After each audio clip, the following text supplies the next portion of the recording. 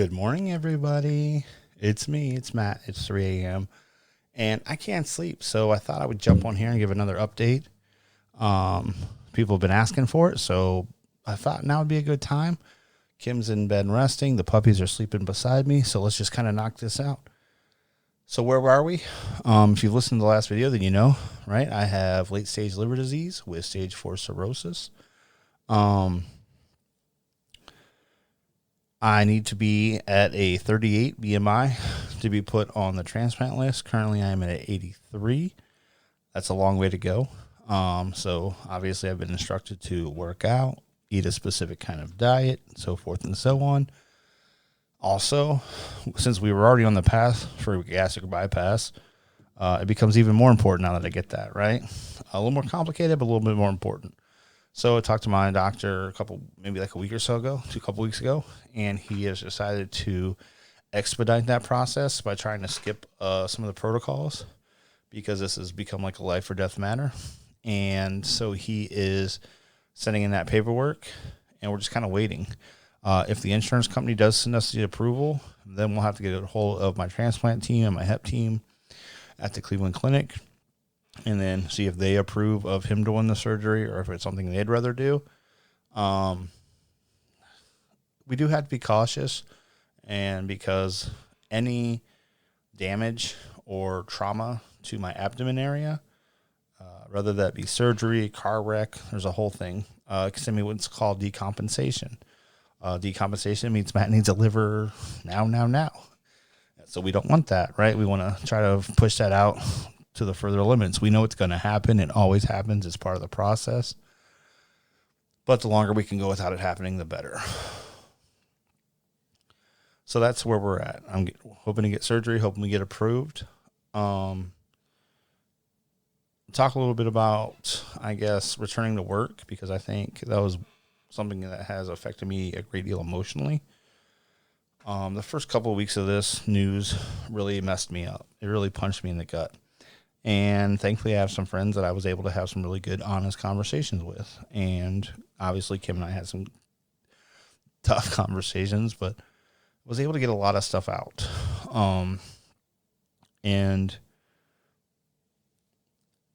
I thought I was ready to go back to work. I really did. When it was time to go back to work, I thought I was ready. I was in this like pumped up, save my life mode. I was ready to go. And honestly, it has been about 1 million times tougher than I anticipated. I don't know, partly because my relationship with my work has been so tough, kind of from the beginning. Have always felt very alienated from the team. And I'm sure partly that's on me. I think partly, though, it's just the way that the organization is set up. You're kind of either from there or you're not. And I'm an outsider, and I have a very unique personality. Here's the deal. I will tell you that I make a shitty first impression. I will tell you that most people who work with me or for me usually don't like me at work, because I'm a very black and white guy. Like, these are the rules. We're going to follow these rules. And if you don't follow the rules, we all have consequences, including myself. It's not that I follow every rule. When I bend them, though, I eat it. I take I take the consequences, and that's just that. But most people will tell you that I've literally had people say, "Hey, Matt, I hated working with you until I hung out with you outside of work and got to know who you are as an individual." And then, like, we built friendships. And then, I kind of thought that would happen here, because that's just how, that process has always been that way, Like I said, I know who I am. I'm a very self-aware person. I know that working with me can be tough. And I like to utilize those outside of work situations to cultivate relationships that help make the working relationship, better. Unfortunately, with COVID, that's been very hard to do. So work has been tough. Last week was my first week back, and it sucked every day. Every day sucked, mostly because I know that my fellow leaders, they're just waiting for my next time off, and how that's going to affect their week or their plans. And they don't know me enough personally to give a crap about any of the health stuff. And honestly, being where I'm at in my life and having this thing that I'm facing, it's just hard because I think a lot of people in my situation go through this where you're like, I could be home. I'm missing minutes with my family. I'm missing minutes with my puppies. I'm missing minutes seeing my mom. Like every minute I'm here, I'm not. Which is silly, I know. And I'll keep going to work because here's the deal. I don't mind my job. I work for a pretty good company. It treats me pretty well. And as honestly, throughout this whole process, for the most part, has been very amendable to the situation. They've been very helpful. And so I don't have really complaints there. I just know that I think that I need a more remote work situation, especially because I don't want to miss a lot of days of work. Or like right now, if I have to have surgery, well, not if, when, I'm going to miss X amount of weeks, right? Well, that's going to affect a lot of other leaders, and it's going to affect the team because I have to be there. So I have applied for some remote jobs within the company that will allow me that even if I'm down because I've had surgery, I can still open my laptop and do my job. And honestly, I had 2 weeks where Kim had COVID, where I got to work for another area for those 2 weeks and fill in. And I tell you, I think I worked 6 days a week, 12 hours a day, both weeks. And I honestly has never been more productive. I never had such a good time at work. Like working from home, if you can do it, is the best. I got to eat dinner every day with my family. I was here in the house, which made Kim more comfortable because she's in a whole new area. So hopefully some of those pan out. But if not, then, it is what it is. I'll just keep plugging along. I will say work is also hard because I can't take my meds. I don't take them on work days because they make me kind of loopy. So I don't take them on work days, which means I'm constantly in some kind of pain during the day, which I imagine makes me a little bit more irritable. And I'm trying, folks. I definitely think that my time off has strained, my fellow leaders' opinions of me, and they've lowered those. Here's the deal. Most people see a fat guy. They don't see anything I've done before.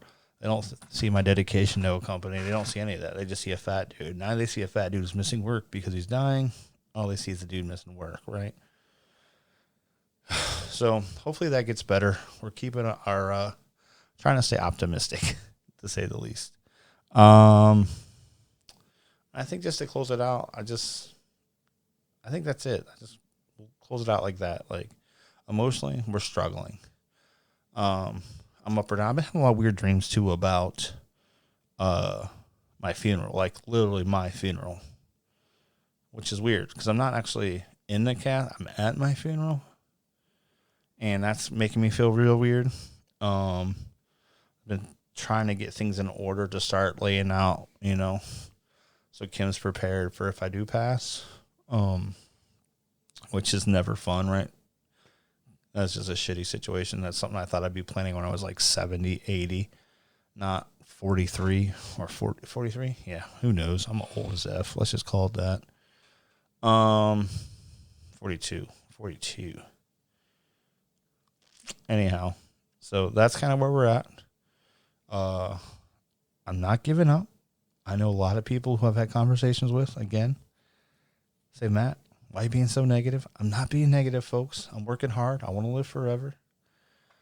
But I'm also very direct that we have a 30% chance of making it to the donor list. We have, that means I have a 70 to 80% chance of not. And for this killing me. And that's not like I'm not fighting. I'm still fighting. I need to look at it realistically because I can't go into it with sunshine and mirrors on. Outside that, I might be posting a little more in here, especially until I find a therapist, just because this stuff is nice to get out of my system, let it breathe, talk about it. It's very awkward, I think, to have these conversations with people, for them, not for me. I love talking about it because it is like free therapy. So if you're out there and you ever want to ask a question, don't hesitate. Like, you're not going to offend me. You're not going to hurt my feelings. And you're really going to be helping me. So we'll kind of leave that there for now. And until next time, I'll talk to you.